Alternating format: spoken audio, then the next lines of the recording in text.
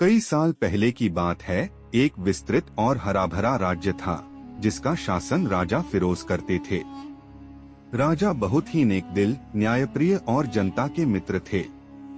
उनके महल की दीवारें सुनहरी थीं, स्तंभ चमकदार और छत पर सुनहरी छतरियां थीं।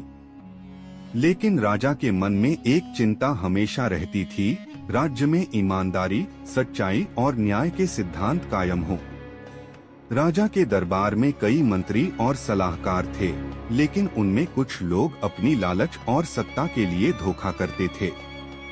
राजा जानते थे कि राज्य के लिए सबसे बड़ा खतरा बाहरी दिखावा और छल है, न कि किसी बाहरी आक्रमण। इसी सोच के दौरान एक दिन महल के द्वार पर एक जादूगर आया, जिसका नाम सुल्तान जादूहा था। जादूगर अत्यंत करिश्माई, रहस्यमय और माहिर था। उसके हाथ में एक छड़ी थी जो रोशनी फैलाती और उसकी आंखों में एक अजीब सा जादू था जो किसी को भी मंत्रमुग्ध कर देता। जादूगर ने घोषणा की कि वह बड़े बड़े करिश्मे दिखा सकता है, जमीन में छिपे खजाने प्रकट कर सकता है, लोगों की किस्मत बदल सकता है और महल की हर चीज को कुछ ही पलों में बदल सकता है। राजा ने उसे बुलाया और कहा, अगर तुम सच में मेरे राज्य की भलाई के लिए अपनी शक्ति का उपयोग कर सकते हो तो तुम्हें सम्मान और खजाना दूंगा, लेकिन अगर तुम धोखा करोगे तो सजा भुगतोगे। जादूगर मुस्कुराया और बोला, राजा साहब, शक्ति केवल दिखावा नहीं है, बल्कि परीक्षा और नेकनीति से कामयाब होती है। राजा ने एक परीक्षा तय की। राज्य के बीच में एक गांव था जहां लोग गरीबी और कठिनाइयों में जी रहे थे। राजा ने कहा, जो भी ईमानदार और नेकदिल है वही इन लोगों की जिंदगी बदल सकेगा। जादूगर ने अपने करिश्मों से वहां पहुंचने की कोशिश की, लेकिन गांव के लोग उसे पहचान नहीं पाए और डर गए। जादूगर ने महसूस किया कि केवल जादू से कुछ हासिल नहीं होता, बल्कि दिल की अच्छाई, मेहनत और धैर्य जरूरी है। वहीं गांव में एक युवक अहमद रहता था। अहमद मेहनती, ईमानदार और ज्ञानप्रिय था। वह दिन भर खेतों में काम करता और रात को दीपक की रोशनी में किताबें पढ़ता। अहमद ने जादूगर को देखते ही कहा, आप चाहे जादू के करिश्मे दिखाए, लेकिन असली शक्ति मेहनत और दिल की सच्चाई में है। जादूगर अहमद की बात सुनकर हैरान रह गया। उसकी बातों में एक ऐसा वजन था जिसे जादू की शक्ति बदल नहीं सकती थी। जादूगर ने अहमद के साथ काम करने का निर्णय लिया, लेकिन अहमद ने शर्त रखी कि वह केवल दूसरों की भलाई के लिए सीखेगा, अपनी लालच के लिए नहीं।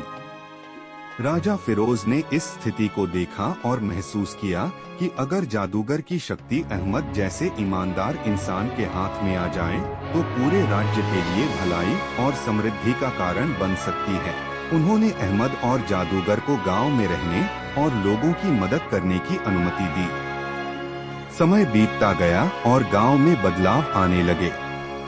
अहमद ने अपनी मेहनत से खेतों को हरा भरा बनाया, बच्चों को शिक्षा दी और जादूगर ने अपने करिश्मों से पानी के कुएं खोले, फसलें उगाने में मदद की और बीमारों के इलाज में हिस्सा लिया। एक दिन गांव में बड़ी आपदा आई। नदी का पानी खतरनाक स्तर तक बढ़ गया और कई लोग घरों में फंस गए। अहमद और जादूगर ने मिलकर लोगों की सुरक्षा की। अहमद ने अपनी शक्ति और मेहनत से नदी के किनारों की बाधाओं को हटाया और जादूगर ने अपनी जादुई छड़ी से पानी का प्रवाह नियंत्रित किया। लोग आश्चर्यचकित थे कि कैसे ईमानदारी और जादू एक साथ काम कर सकते हैं।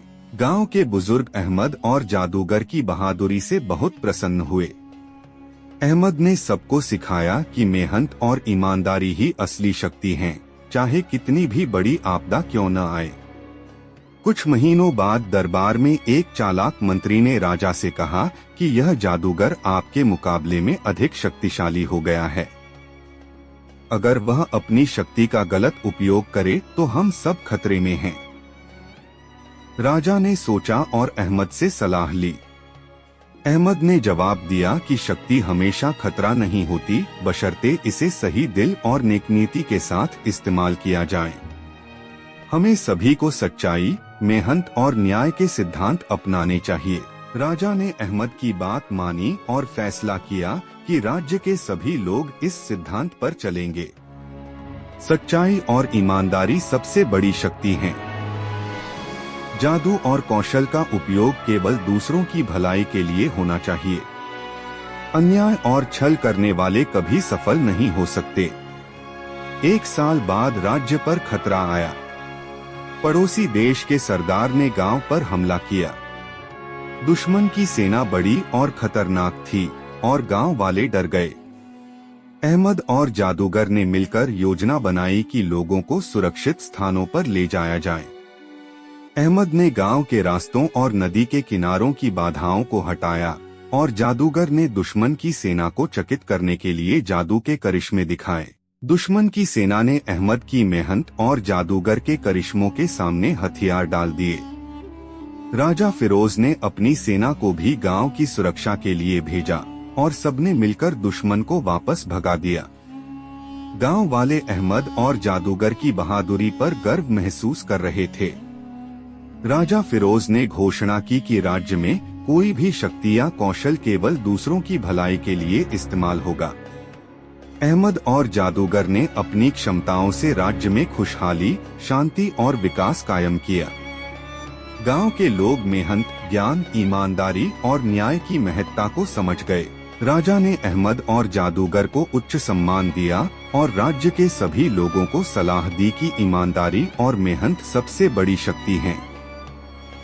दिल की अच्छाई और दूसरों की मदद करना मानव की असली पहचान है। धोखा और अन्याय केवल अस्थायी लाभ दे सकते हैं, लेकिन स्थायी खुशहाली सच्चाई और नेकनीति से आती है। समय बीतता गया, लेकिन यह कहानी आज भी लोगों के दिलों में जीवित है। अहमद और सुल्तान जादूहा की कहानी पीढ़ी दर पीढ़ी सुनाई जाती है और राजा फिरोज का राज्य शांति और समृद्धि का प्रतीक बन गया। यह केवल एक रोचक कहानी नहीं है, बल्कि सच्चाई, ईमानदारी, मेहनत, साहस और अच्छाई का पाठ भी देती है। लोग आज भी कहते हैं कि शक्ति और कौशल के करिश्मे केवल दिखावे के लिए नहीं होते। असली शक्ति दिल की अच्छाई, ईमानदारी और मेहनत में छिपी होती।